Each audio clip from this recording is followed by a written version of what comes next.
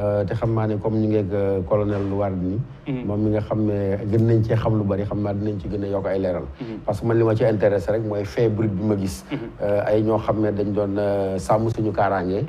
ñu gis liggéey bu mucc ayib bi nga xam ne ñoom ñu ngi ko doon def te boo ko seetloo sax boo demee ci ab commissariat da ngay am sentiment que ñoom ñoo ëpp sax la police classique et officielle donc ñuy def liggéey boo xam ne askan wi en tout cas ñun gis nañ ko rafetlu ko lool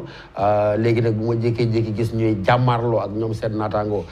ba muy am ay métit ay gaañ-gaañ ndaxte dégg naa ci koo xam ne fële ca Ziguinchor moom ñàkk na juróomi baaraamam ci marche boobu man ma jaakaar ne loolu wax dëgg yàlla ñaaw na ci biir réew mi ak nu mu mënti demee du man maay wax ki am dëgg ki am toor waaye comme ñoom ñëpp dañoo lëkkaloo ci lenn mooy aar ñu mooy véritablement ñu taxaw ñu def liggéey bu mu ci ayib ci tali bi fu nekk nga leen di gis wax dëgg yàlla nguur gi dama ñaan ñu dugal ci seen loxo ut beneen pexe beneen saafara bu dul une répression policière brutale qui est adressée à ces gens-là parce que encore une fois ils n'ont pas demandé à exister te ñoom seen existence dafa correspondre d'une certaine manière à une nécessité parce que la police classique moyen am limité woon na mais surtout d'un point de vue humain maanaam seen lim tolluwuloon ak méngoo nga xam ne crime de violence bi ni mu doon lawee ci penc mi kon ASP yooyu ba ñëwee vraiment am na foo xam ne féete woon nañ fa askan wi kon bu fekkee état bi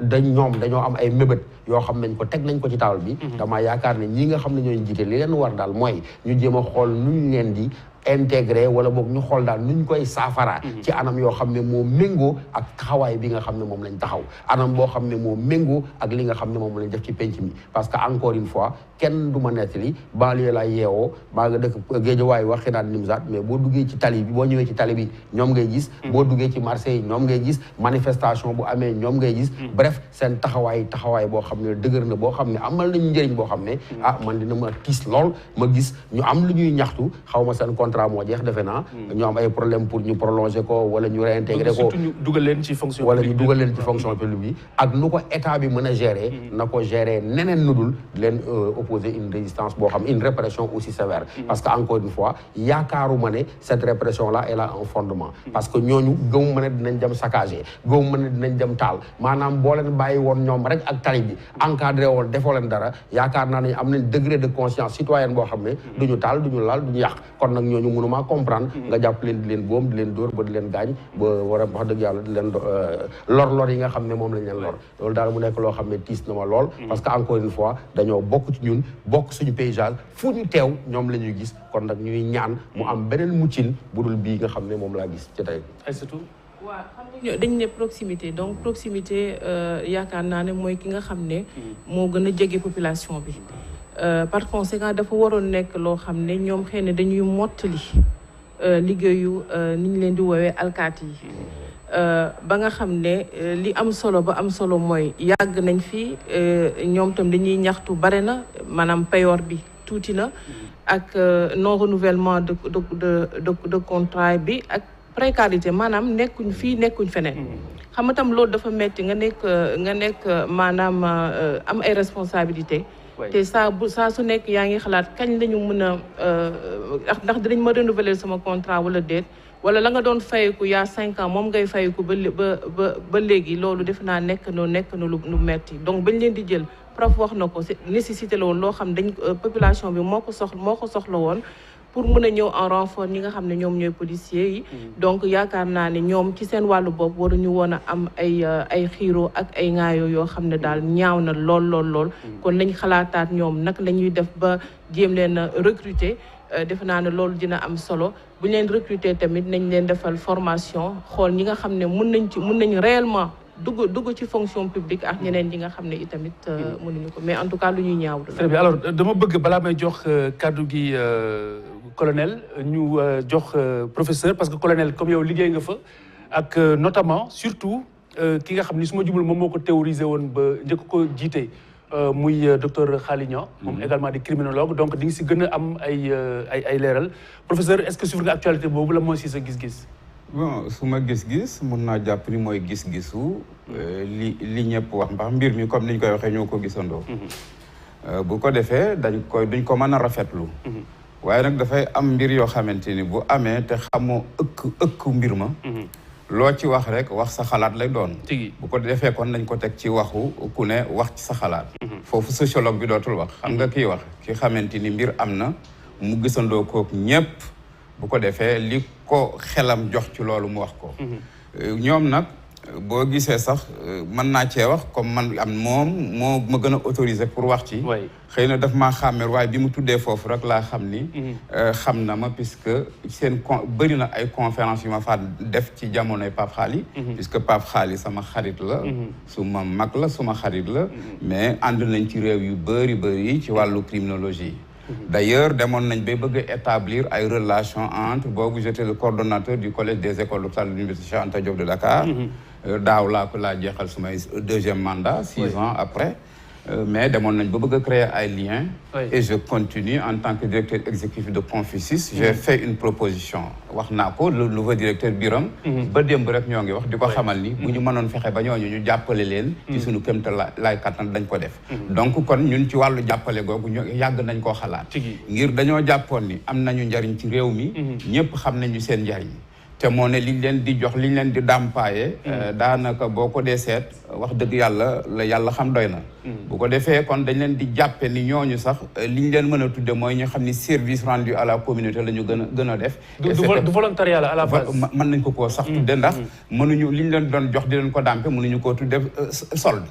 bu ko defee kon yii xëy na waroon am na lu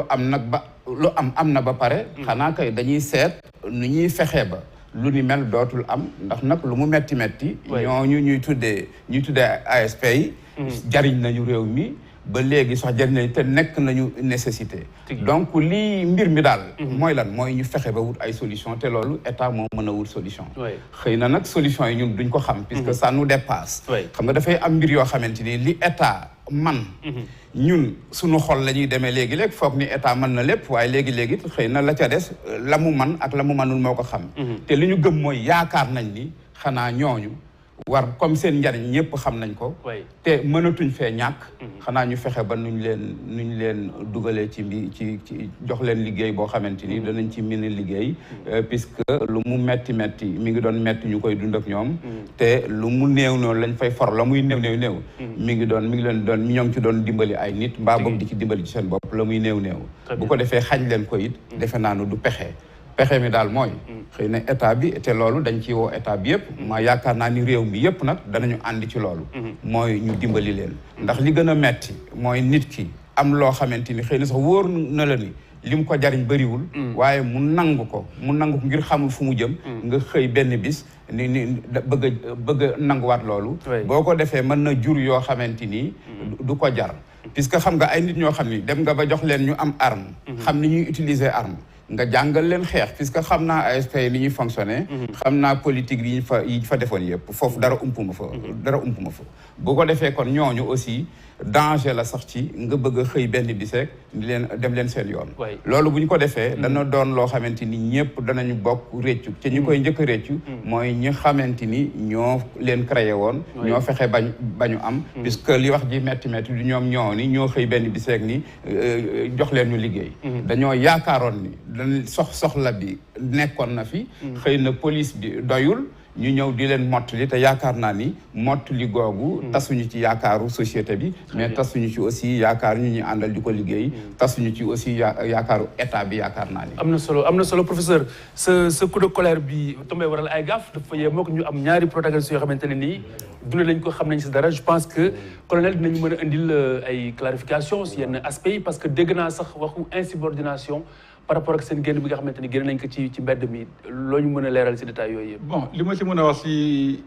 ñàkk déggoo laa ko mën a wooye ñàkk déggoo bi xew temps yi si diggante ASP ak direction générale li ma si mën a wax mooy vraiment kenn mënu ko rafetlu moom loolu man kenn mënu ko rafetlu mun a am ay xale yoo xam yaa ngi liggéey ñoom pendant 8 ans juróom-ñetti at gis xam seen mën-mën xam seen njëriñ comme ni ko professeur waxee léegi ñëpp seetlu ko si Sénégal gi yëpp ba pare lii di xew vraiment xam naa daal am na ñàkk déggoo la wala daal seytaane si dugg parce que wóor na ma yàlla ne muy ASP yi seen bëgg-bëgg bi ñu am si agence bi ASP yu bëri agence bi rek la ñu xam agence bi ay militaire la ñu agence militaire yu bëri nekk si agence bi rek la ñu xam fa lañ nekk fa lañ takkee jabar ay militaires libérés ak ay civil mais fa lañ takkee jabar yàgg nañ fa dama bëgg ne yàgg nañ fa trop loolu il faut ñu xool ko yàgg nañ fa trop liggéey fa la ñu amee jabar fa ñu amee ay doom yaakaar parce que bi ñu leen recruter tam en 2013 ñoom ñëpp dañ yaakaaroon loolu lañ yaakaar seen bopp parce que man bu ma leen fa fekkee si sax loolu mu wax ne dañ leen gouvernement moo leen recruter te dañu yaakaar ne bu ñu paree dañ leen di insérer fenn te insertion bi sax waa direction générale bañuñ ko. ñu ngi ciy liggéey tam ñoom tam depuis longtemps direction générale muy Pape Khaly Niang muy directeur bés bi Birame Faye ñoom ñëpp ñu ngi si liggéey man mii bokkoon naa si liggéey ñu doon liggéey affaire insertion yi danañ ba jël ay contact ak maires yi ak gouverneurs yi danañ ba jël contact ak beaucoup de structures ici au Sénégal def nañ ay séminaire fu nekk pour jéem a xool nu ñuy dugalee parce que tam suñuy doom lañ comme ni ñu ko waxee sànq suñuy doom lañ te si ñun lañ bokk te ñoom agence bi ñoom la bu fi nekkuloon agence bi du fi nekk mais volontariat bi amuloon app volontariat bi ñaari at la ñu wax volontariat ñaari at la ñoom ñu ne renouvelable une deuxième fois muy 4 ans man directeur du service civique national la woon man volontariat yi ma xam 2 ans la sax service civique national ñaari at ngay def nga pare demee dafay leer da ngay ñëw ñu jël la former la dugal la fenn utal la expérience préparer la pour nga mun a am njëriñal sa bopp amal njëriñ sa bopp amal njëriñ dëkk bi dañ lay préparer à l'employabilité loolu rek la ASP ñoom dañuy def ñaari at dolliwaat yeneen ñaari at mais def na ñaari at yi mu baax ñu dolliwaat yeneen ñaari at ñu continuer parce que xale yi seen liggéey dafa baax tam seen liggéey am na njëriñ amal na njëriñ dëkk bi amal na njëriñ agence bi amal na njëriñ ñëpp ñu koy def tam xale yi tam ñoom tam di dundee yaakaar parce que comme que ñoom dañ leen owoon te ñu ngi leen di wax ne dañ leen jéem a insérer ñuy dundee yaakaar dundee leen yaakaar ba fi ñu toll nii yokk nañ ko ba 9 ans ñuy espérer toujours surtout bi président bi waxee daaw en décembre 2020 foog naa 2021 la waxoon pour affaire yi ñu xool ñuy pérenniser agence bi pour defal ko benn corps spécial loolu tam ñëpp ko tàccu ñëpp ci rafetlu moom mais loolu dafa mel ni waxatuñ ci liggéey nañ si dem ba seen ba Saly ak tous les maires ak ministère de l'intérieur ba def travaux yi ba joxe ko ba jox ko gouvernement bi bon xam naa nag affaire administration moo xaw a yéex wala demee noonu te tam xale yi ñoom tam comme que dañoo xaar ba sonn xam naa seen xaarukaay mooy commencé bëgg a jeex seen patience mooy commencé bëgg a jeex mais man daal li ma la mën a wax mooy agence bi ñun ñëpp dañu war a ñaan yàlla agence bi continuer très bien parce que agence bi amal na njëriñ Sénégal la njëkk a wax amal na njëriñ Sénégal amal na njëriñ xale yi ASP yi parce que boo xoolee ni ko concevoir oon mooy dañuy recruter ay xale former leen 2 ans 4 ans après ñu yóbbu leen dans le secteur productif faciliter seen insertion jëlaat ay xale dañu war a jël ay xale dañu war a di aw rek ñuy muule xale di defar di préparer un citoyen de type nouveau te loolu lañ soxla ci Sénégal gi actuellement parce que Sénégal ak crise de valeur bi fi am ak crise de confiance bi fi am ak yooyu perte de valeurs yi le délitement social laaj na ñu reformaté waat Sénégal yi jéem leen wonaat yoon bi encadré waat leen te agence bi moom benn entreprise la boo xam day encadré xale dañ leen solo encadré leen taxawu di leen di woon yoon bi yóbbu leen fa di préparer pour que ëllëg bu ñu génnee mën a liggéey Sénégal liggéey seen loolu lu am njëriñ la. mais mouvement bi passé nii est-ce que amuloon tuuti politisation. non yaakaaruma ko politisation yaakaaruma ko comme ni professeur waxee sànq. defe naa tam bu ñu leen encadré woon rek. ASP yi mosuma leen gis ñu violent man mosuma leen gis. bu leen encadré woon ASP amuñu fetal te ASP ay républicain dañoo bëgg affaire bi dañ ko gëm. ils se sont sacrifiés dañ ko sacrifié moo tax mel la muy direction générale bi muy ñun ñëpp Sénégal ñëpp si war a jàpp. pour ñaan yàlla ñaan président ñaan ku ñu war a ñaan ngir yàlla gën a ñu jéem a revaloriser tuuti nag seen statut parce que tam juróom-ñetti at 50 000. si lu war a nekk 4 ans maximum. waaw 4 ans maximum ñu dem ba 8 ans te ñoom dañ leen fi téye ñuy liggéey donc on les a utilisés. Bon je sais que agence bi ñu ngi ut ay pexe xam naa dañu amagul ay pexe bu nekkoon ñoom dugal leen fenn. en tout cas personnellement yàgg naa romb ay ASP ñu may interpellé naan ma kañ ngay wax suñu cas. waaw ndeysaan waaw ñoom kay ñu ngi koy jooytu fu nekk parce que dañoo dem ba xaw a jaaxle tuuti xaw a découragé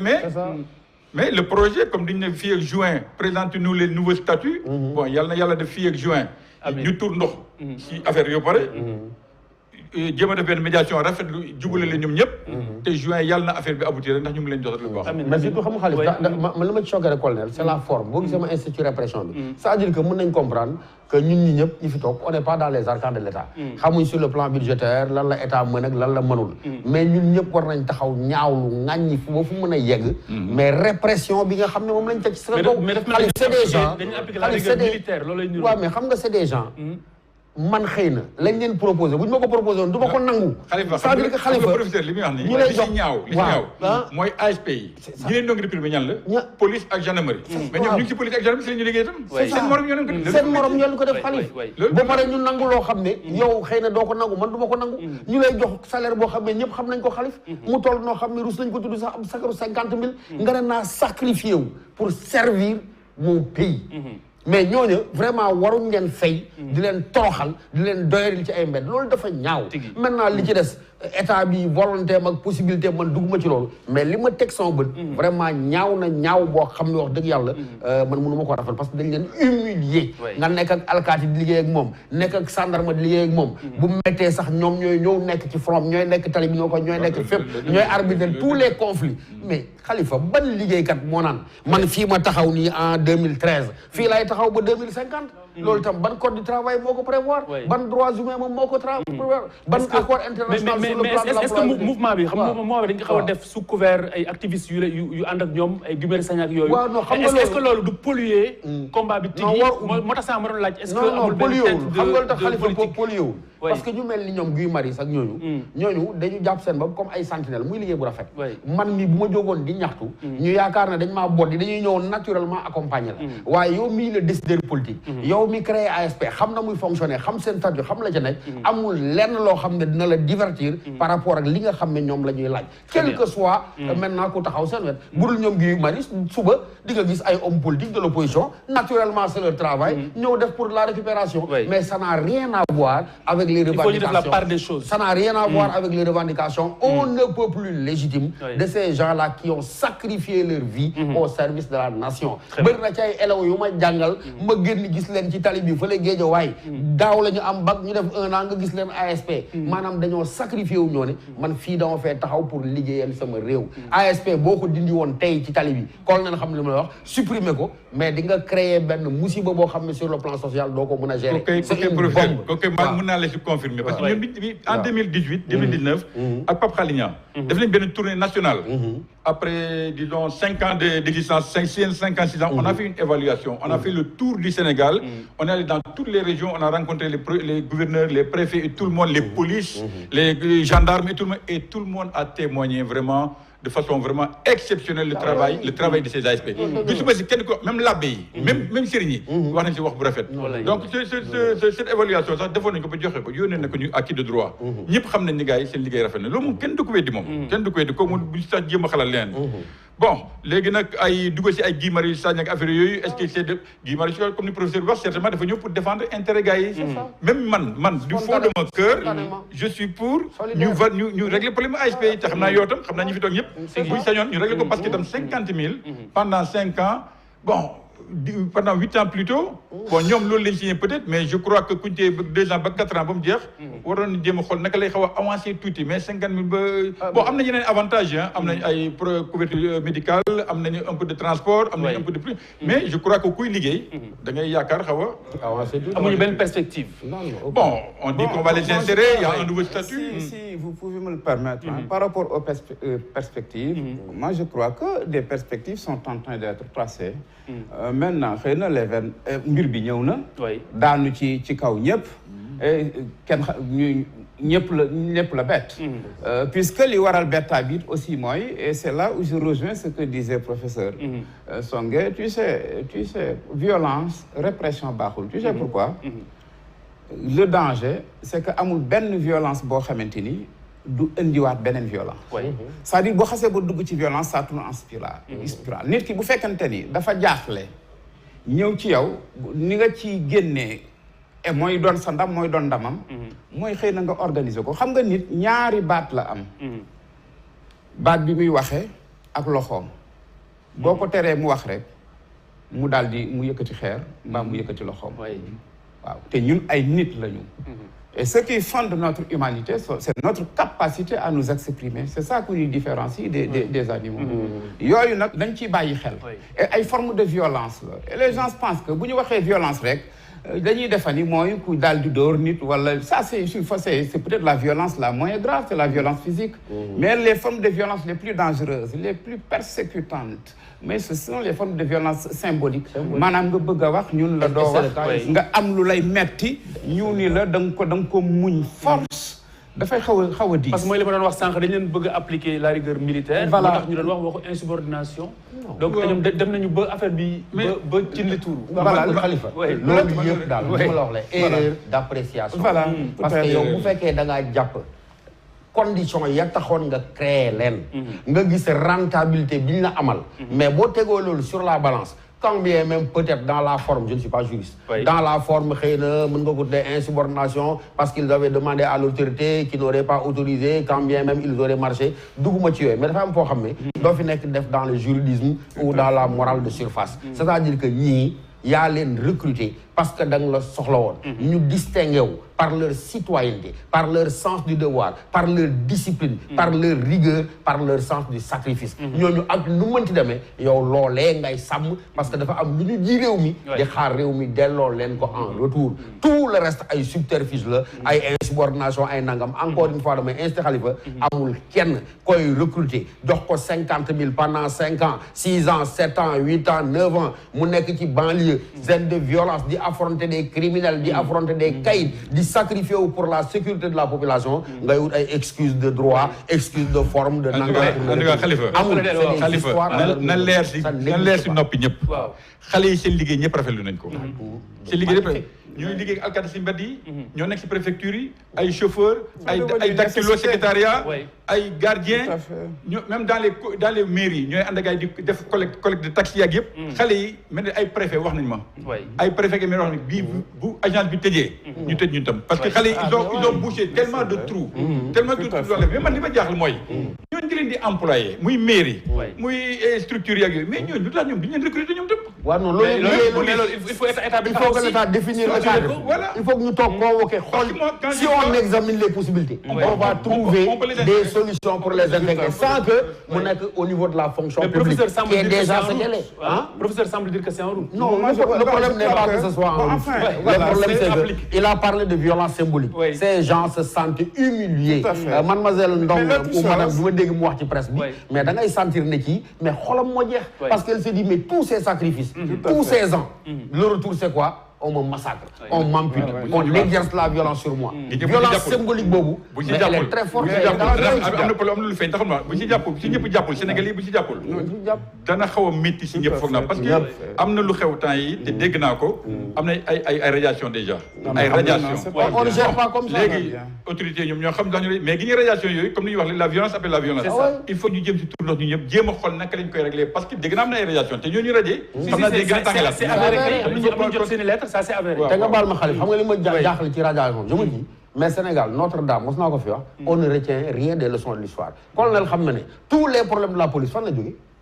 c'est 87 quand on a radié les cerveaux les éminences grises mu dox ce que ça a donné nga jaar ci ay police municipale ça n'a pas prospéré nga ñëw ci lii ñu yaakaar ne trouver solution la kon war nga xam ne radié mais du loo xam ne mooy réflexe premier on ne radie pas loolu du réflexe radie c'est une mesure extrême c'est l'exception c'est pas la règle xam nga li ma bëgg a laaj colonel mooy est-ce que mbir mi ñu ngi koy doxal comme ni ñu ko tërale woon à la base ni ñu ko pensé woon tëggee ko woon noonu est-ce que noonu lañ ko doxalee ba fii non parce que li ñu ko tërale woon à la base